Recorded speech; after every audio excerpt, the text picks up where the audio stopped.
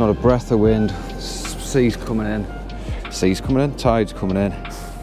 Sea is a lot rougher than what was forecast.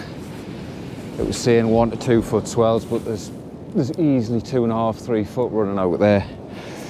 So I'm just going to alternate between two hook loop rigs and a pulley rig. Put worm on one, and then probably a bit of squid and bluey, squid and carp on the other in case there's a ray about. I'm not so sure there will be in these conditions, but we'll give it a crack. I'm using 7 ounces of lead. Tide's flooding, it is pulling from left to right. So I'm going to cast up tide. I'm on mono, big bow, and hopefully that gripper with a bow and the leader will just do what it needs to do to grip everything in. Tide's flooding, so it's coming from north to south. So hopefully there won't be any weed pushing up yet. Fingers crossed.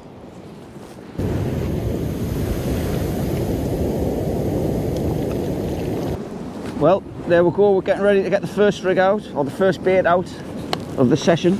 So yesterday I was using pretty much predominantly on worm baits. I was using loop rigs, but today I'm just going to go straight for a big good old trusty pulley. I do like using the pulley rigs. Just one hook, well, 2 hooks on a pennel. So basically I've just got a 6 ounce gripper, just down to a splashdown, just your bog standard pulley. The only thing I've changed recently, I've just started using the Trident pulley system. Just puts a bit more resistance on the actual pulley mechanism. So they do say that it helps just get that bite, get that fish hooked. So yeah, so 2/0 hooks, bottom hook's just a manta, 2/0 manta, top hook's just a 2/0 circle, 3 lug worm on. Just blast that out, see if we can get a fish.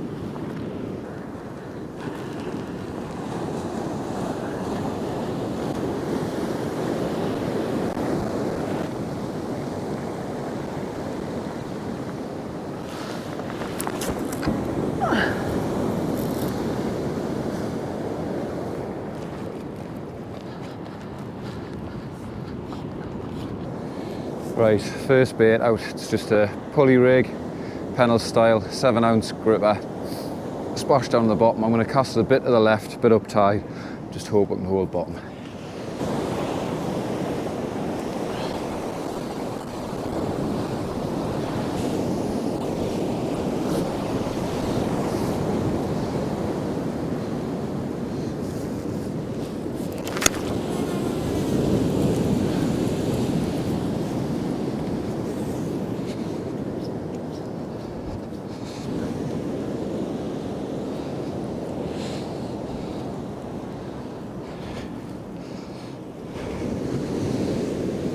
Right,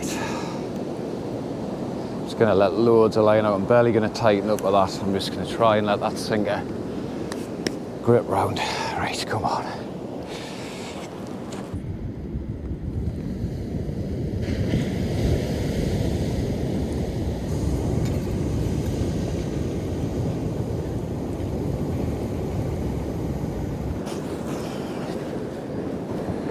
Right, this next rig,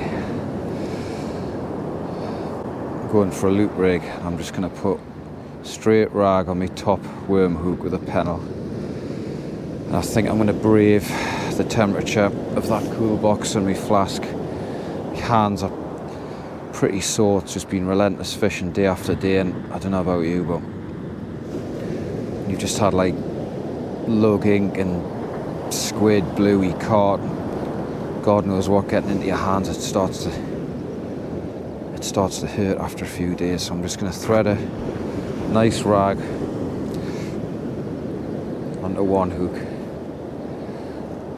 and then as I say, I'm just going to put a little, I'm going to tip that off there, a little bit of bluey, maybe some carp on the other, put it out probably in behind the breakers, and just hope that I give myself a chance of a bass or a cod, or even a ray, because obviously a ray will take bluey and cod. So that's the plan. This next hook, it's going to get me caught on like that. It's actually frozen, so I'm just trying not to handle it too much. It's pretty cold this morning, which is obviously good. Beautiful morning, mate. Absolutely gorgeous. So, have a pull. fantastic, right? Got one of these little sort of shepherd's crook type baiting tools, which are very handy for this. Just pinching the line, just hooking that over the little hook bit. Usually I'd use a bit of squared up bluey, but it's all just far too frozen. But because this cart's still quite solid, I can probably get it bound up. Oh, it's gone right into my thumb. My thumb's the area my hands are hurting the most, so I'm just trying not to use it, but that's just gone straight into it, which isn't. Break it off. That'll just pull off. And we are good to go. Let's get that clipped up, see if we can pull a fish out of it.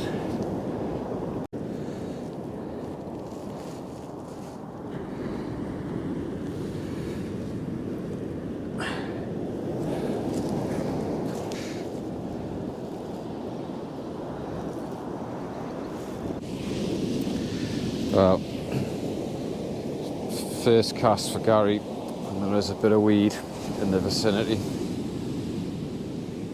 Mine's been in it for a while. I'm going to get it wound in, investigate the first bait. I think it may have to be a case of keeping casts short in terms of how long they're out there, and possibly in terms of distance as well, because if there's a lot of weed,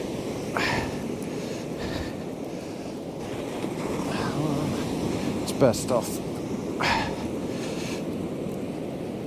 keeping a tight schedule, otherwise you just end up with a washing line, as they call it down here, full of weed every time you're winding in.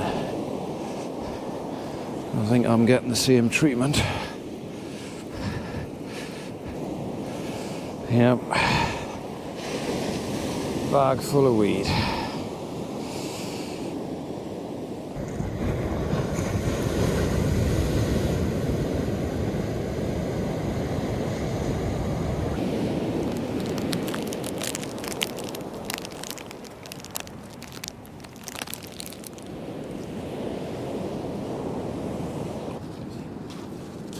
Well, first cast has yielded very small rockland. The blank's out the way, I suppose, but it's not really what I was after. So fingers crossed, hopefully get this little fish back. I'm gonna start, I think, because I've got a bit of a surf on here, I think I'm just gonna put one really short and hope that there's a bass cruising up and down here. I think that'll be the plan. That's the way I'm gonna approach this session, I think. But there's also a bit of weed there, which is a bit worrying. Took a little while to get that off the line. It's just frustrating and annoying when the weed's there, but it is what it is. Get this little fill unhooked and we'll get him back, and then we'll see if we can get a bass. That's the plan. There you go, unhooked, going back.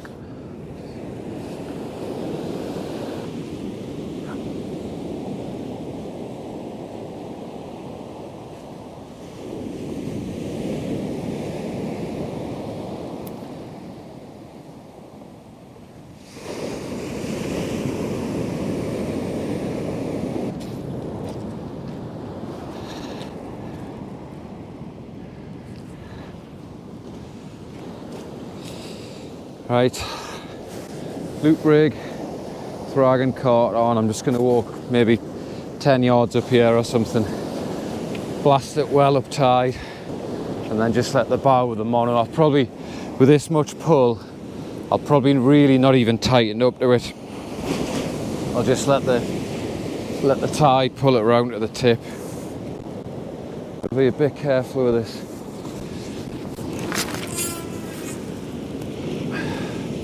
Steep beach behind us, but that's nicely out there. There's a bit of depth out there actually.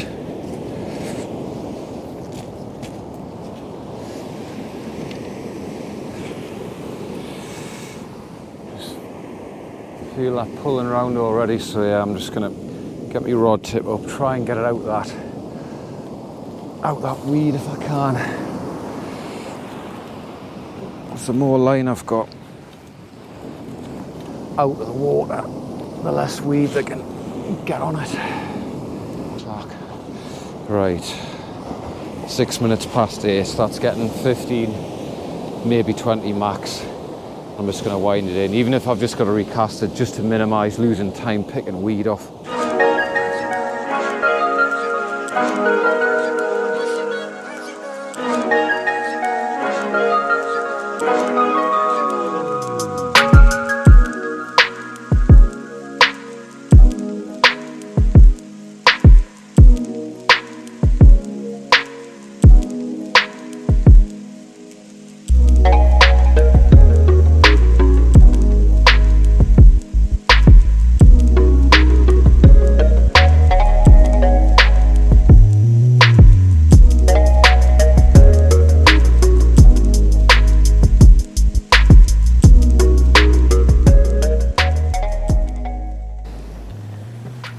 Right, so that's another one baited up, ready to go out. Just got 3 lug on here. Trying to keep everything a bit compact. I'm going to try and put this one out a little bit further. I've had a couple short in, hoping when it was the sea was a lot more like fizzy water coming through, because it was a lot more shallow as the tide was pushing in. I was hoping that maybe there was a bass cruising up there, but I've had a couple of goes. There was nothing there. So I'm just going to put this one a little bit further out now. One. I'm just see if anything's sitting beyond these waves coming through. They've calmed right off as the sea's flooded. Obviously there's a lot more depth in front of it now. This beach is quite steep as far as the beach on the Holderness goes. So we'll just see. Got a nice little platform to stand on here in the gravel. I'm just going to not go too crazy, but try and get it out beyond the waves.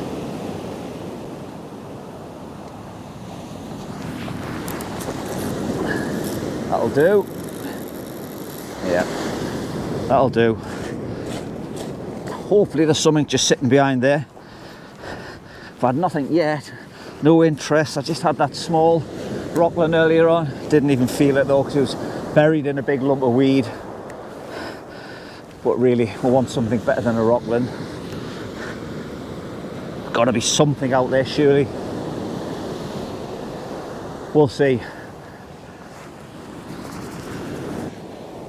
Right, haven't had anything on the squid and bait. Squid and bait? Squid and bluey. Which is good. Look at that. Hasn't even been touched.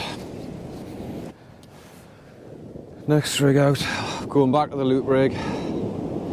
It's just rag on the bottom, lug, pennel style on the top. And I've dropped the sinker to a 6 ounce because it's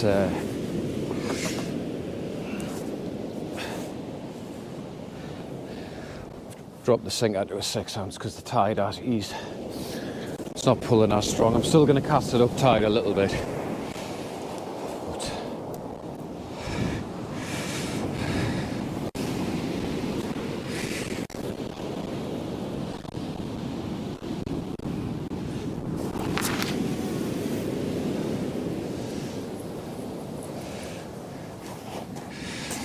Come on, there's got to be a fish out there, surely.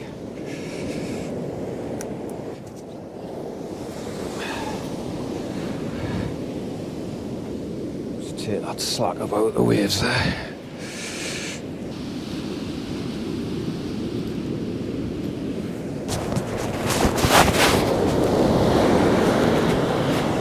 Yep.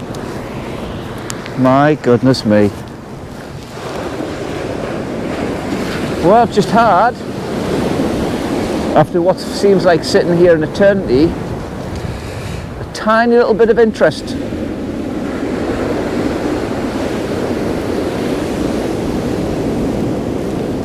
Now normally I wouldn't even pick a rod up with a bite so small as this, but since I'm in total desperation here, I'm afraid it's going to go into something a bit better. But it was definitely a fish, a small fish, but it was a fish. So I'm going to put my money on a small whiting, undersized whiting, or a rocklet or something along those lines. It certainly never pulled the rod right over like you would expect off a bass or something, cod or something significant. But it was definitely interest.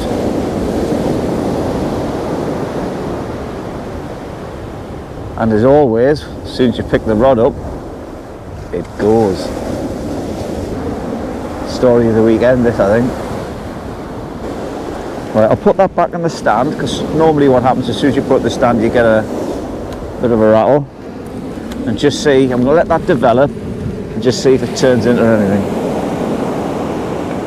We're almost 2 hours into the ebb, sorry, and it's been desperate. And I'm snagged.